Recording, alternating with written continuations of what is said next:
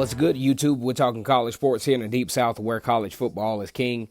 And on the plains of Auburn, the battle cry is War Eagle. Once again, it's Kennard Vernon Stewart here for the podcast, talking a little bit about just football in general. Man, it is week 0, basically game day. The SEC and the ACC will be taking center stage at 7 o'clock tomorrow night in the World Camp Kickoff. And the unique thing about this is the only Power 5 game that will be played is similar to the national championship, where it's the only game played the night. So Miami and Florida will be, Miami Hurricanes and the Florida Gators will hit the center stage tomorrow to open college football. You know, I think this is a very unique situation where you have, old rivals that will be taking on one another. Very, very huge for college football. Florida comes into this game as a top 10 team, ranked number 8 in the country. Really want to just show whether they are who the media says they are. You're talking about coming into this season number 8 in the country, SEC team, Power 5 team. That says a lot. Now, Florida had their debacles on the offseason. Of course, had a couple of guys that turned out to not be eligible. Had a couple of guys that hit the transfer portal. Kept Chris Steele, for sure, one of the best recruits out of that class, hit the transfer portal. Also, when you talk about the Florida Gators, a lot of questions at the offensive line that will be answered definitely tomorrow. Miami received a quarterback transfer from Ohio State in Tate Martell, and as it turns out, he didn't make it. Through the fall camp, Miami winds up going with Jaron Williams, redshirt freshman, as a QB who may be a little bit more mobile. Said that he did lose a little weight, during the offseason. Miami comes in with the 28th ranked recruiting class, as well as a brand new coaching staff. Manny Diaz, upon his arrival, cleaned house, got rid of everybody. He worked with those guys. He knew those guys. And he was like, you know what? I know how you guys do, so I don't want to work with you.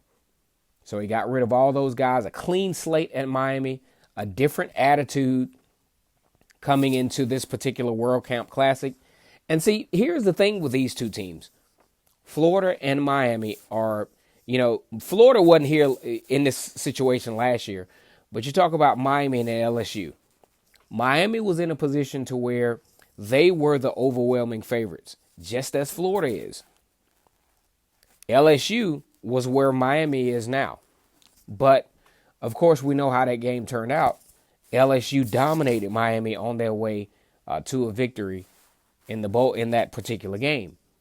So that's why Florida has to be very careful. This Miami team is not, coming off a ridiculously horrible season, ending the season with 2 conference wins, but lost in the bowl game to Wisconsin.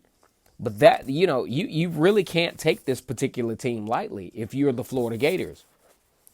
I would say this is an early trap game, kind of similar to LSU. No matter how you put it, you can never say that the Miami Hurricanes are just a pushover.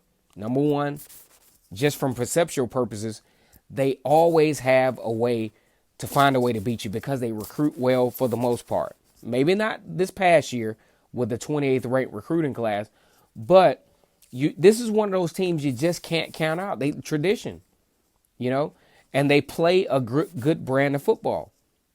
They have some guys coming back, very strong at the linebacker position. Last year they just couldn't get it together with the quarterback position with, Malik Rozier and N'Kosi Perry. They split and combined for about 2,000 yards passing. But see, here's the thing. Somehow Miami did salvage that season late, with wins over Virginia Tech and Pitt by double-digit margins. And, this is just not a Miami team that you can just see past. Florida is going to have to really, really take advantage of their experience. They have some issues at the offensive line, but definitely have Felipe Franks at a quarterback who has some experience now, has been under the Dan Mullen coaching, and he made some improvements from year without Dan Mullen to with Dan Mullen. They're definitely more productive under Dan Mullen. Also, you got a nice slate of wide receivers, which I think will play a big role in this particular game. I think this is going to be a very competitive football game. I picked Florida to win this particular game, and I still do. But hey, man, all eyes are going to be on these two particular teams tomorrow night in the World Camp Classic. What a way to start football. What a way to start the college football season off. To have a week 0. Because normally this thing starts Labor Day weekend. But like I said before, I really think this is a great way to start the college football season off. Two old rivals squaring off against one another. We get to see early, especially if you're an SEC and an Auburn fan, considering that Auburn has a hot steaming date with the Florida Gators mid-season of this year. You want to see what they have to offer, especially the week before Auburn goes into the Oregon game. You just really want to see. I think this is a really, really huge opportunity for the college football fan base in general. They're ready to get back to it. And hey, it's here. It is definitely here. Once again, it's Kennard Vernon Stewart here for the podcast, talking college football, man. Florida and Miami tomorrow. I still got Florida, but Miami is going to definitely make their presence felt. You all have a good night. Week 0 is in hand. The college football season has started. Yes, sir. Go ahead and like this video. Subscribe to Vernon Speaks Sports Auburn. And has nothing to do with this particular subject, but this is an Auburn channel. And as always, it's great to be an Auburn Tiger. War Eagle.